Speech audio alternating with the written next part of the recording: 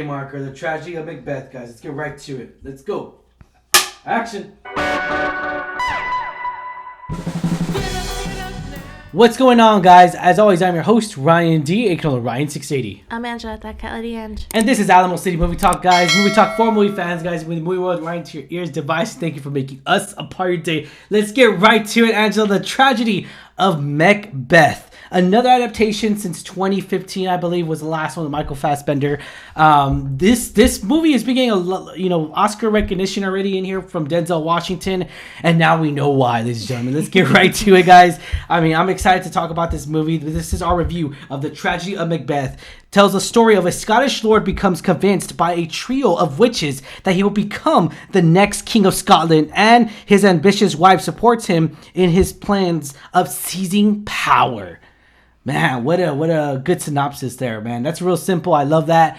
I'm happy that it wasn't like off the wall proper, like a little bit. I mean, it kind of was, but it. I really like, first of all, the way it was shot. I know you mentioned while we were filming it, it's beautiful cinematography. Yeah. Like, just shots. It's all black and white, and it's actually really fitting for like the tone and the scenes. Yeah. It's really fitting, and a lot of the shots were done so beautifully. I agree with you, like the way it was made, the way it was filmed, it was breathtaking. Yes. And the scenes Very and stunning. everything, it was really stunning. So I really liked that part of it. And the cast going into Denzel, Yeah. I mean, Dude, so I mean, this is directed and written, and of course based on the play by William Shakespeare, of course, this is written by Joel Cohen, and he comes in here. This is okay. Let's be honest here. He's always doing stuff with him and with Joel and Ethan, which is their brothers, right? They've always done movies together. So this one is actually very out of the boundaries of his realm, and I love it because he really comes in here and just shapes up this whole another adaptation, but upgrade. This is like an upgrade from the Michael Fassbender one. It's definitely an upgrade from the past ones, and I've heard a lot of people say like this is definitely a huge improvement from the last adaptations, including all the other adaptations of it, that this is the best one out of the franchise, I guess you could call it here.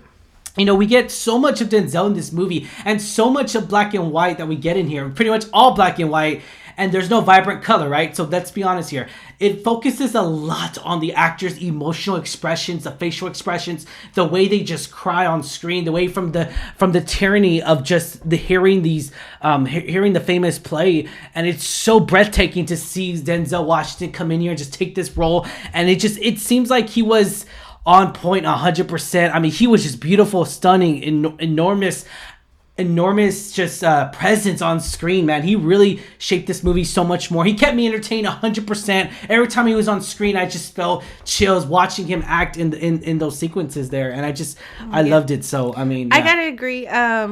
Hearing that Denzel was gonna be in this movie, I mean, Denzel is classic. Yeah. I haven't seen him in a movie that I don't enjoy him. He does always a fantastic performance. So I was really curious to see how he was going to be in this film. Mm-hmm. And my gosh, he carried this film beautifully. Like, he did a very good job. The boy, he still can act, man. He is great. He's phenomenal. I got to say, I agree with you. He has... This is an Oscar-worthy performance, and I can't wait to see him be nominated. I want him to be nominated. I want him to win.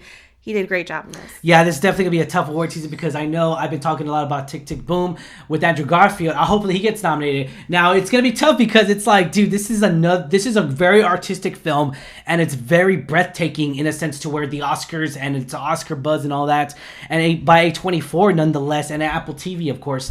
And it's the way this is shot.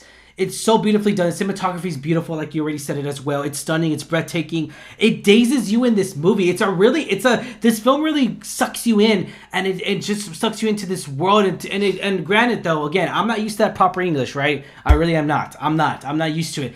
But give it, I would say, for moviegoers that are just average moviegoers, I would give it a chance. Like, give it 15 minutes in and really, because it took only 10 minutes to get used to it, right? And it's like, oh crap, there's a lot of dialogues going in, because this film's all about action dialogue. There's some action, and the action sequence in here is really good too. I really enjoyed those action sequences that we got in here. They're very minimum, but it is really good, guys. It's shot well, man. a lot of this is shot so well, and there's this scene where the three witches are on top, and we've seen it in the trailers and in photos, and that shot where it's up and Macbeth is looking up into the screen, it's so beautiful, man. I love that scene. That scene was just so great. It just, once again, there's no visual effects, there's no color, so it really focuses a lot on Denzel's on his character a lot. It focuses on him. His acting, like a lot of these actors, not just Denzel, but all these actors have to rely on just pure acting.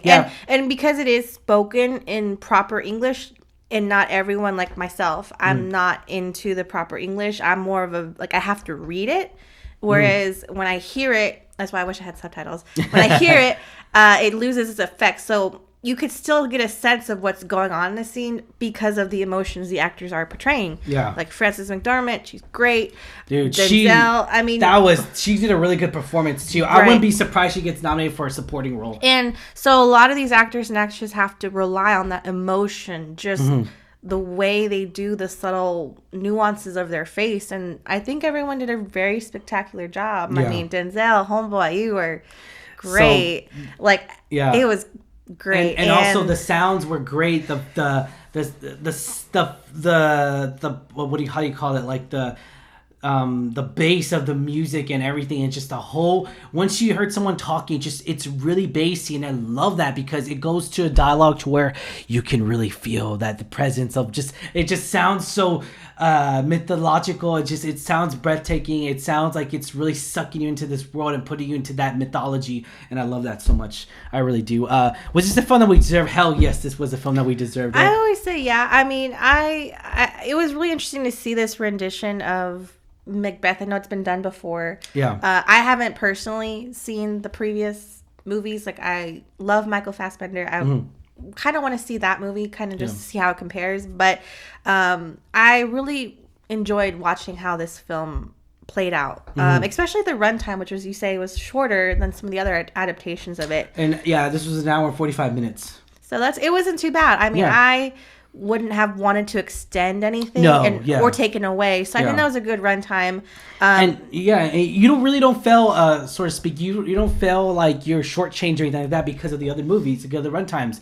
You really don't. It carries that same essence. It carries that same charisma, and the chemistry between Francis and Denzel is just so good, man. That was the thing I was worried about. I was all like, oh crap, Francis is playing Lady Macbeth. Hopefully that chemistry's there, but no, it's there, guys. I loved it so, and it's just they're just great actors and actresses. Yeah, it's real great. Yeah, it's real great. On present screen's really good, guys. So I would say, extraordinary artistic film, and give it a chance, guys. And anyone that average moviegoers, give it a chance. It's gonna be available on Apple TV coming out this Friday, guys. So really give this movie a chance. Rating 1 out of 10. 10 being the highest, Angela. What do you give this rating? So I am gotta admit, I am not a big Shakespeare fan, so that proper English goes over my head most of the time. I really understood, because I've had to read and analyze Macbeth in high school, so I understood the gist of the story, so I understood what's going on. But I personally don't like that old proper English time periods. Like, I'm not into that time era. I'm sorry. The only thing for me that I really enjoyed was the performance of the actors and actresses. Like, if it wasn't for them, if it was anybody else who did not as good, this would have been a total bomb for me. But because Denzel and Frances McDormand and all the other cast carried this film, I would say for me it's a solid 7.5, because I think their performances were phenomenal. It's just me, though. Again, it's the proper English. I wish I could read it as I was watching it. That would have helped me better, but that's just me. Like, that's just how I process things. I have to read it if it's something I can't understand. And it's the proper English. This movie it's shocking in the sense to where the sounds are they're very extraordinary, and they're very extravagant, and they're very troubling and addicting, because you get, once the sound starts, the film really takes shape into the voicing, not necessarily voice acting, but it really sets the tone for the whole movie, and I love that. The witch, especially the witches that are in this movie, it's very revealing. It's very mythical, and I just love it so and just it's very big and loud and it's just loudness, and I love that because it sucks you into the movie and it makes the movie feel more authentic. It makes them, even watching it at home, because we saw this at home, it makes the movie feel way more authentic than what it should be. Almost like a theater style, right? And I felt like that. We're of course not the theater level, right? But it's real close to it, and I love that because a lot of movies add too much bass, but this one added the right bass at the right time. The music choice was just beautiful done. Music was by Carter Burwell. And do you recommend this movie, Angelo? I would say it's not everyone's cup of tea, but it definitely, if you're a fan of Denzel, if you're a fan of Frances McDormand, there's a lot of other recognizable faces in here. I would say give it a chance because, it is something that's a little bit different, but it could surprise you. I mean, it surprised me how well these actors and actresses carried the performance and how well they did. They just show that they can truly perform, and that was very thrilling for me. So I would say, yeah, it relies a lot on them to just pure talent.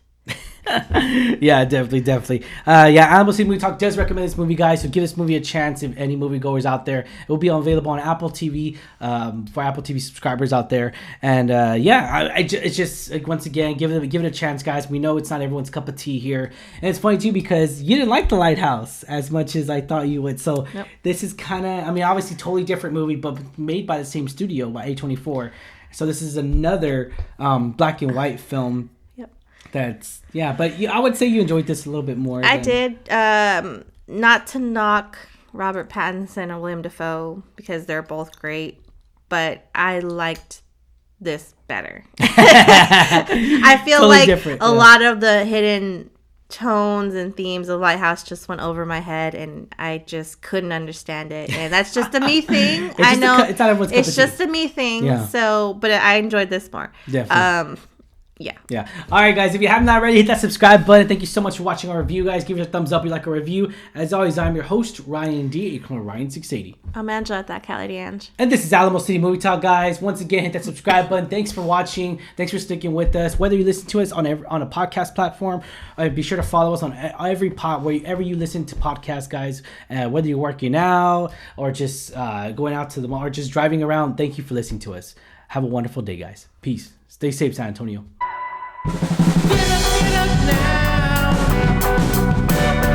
Wake up.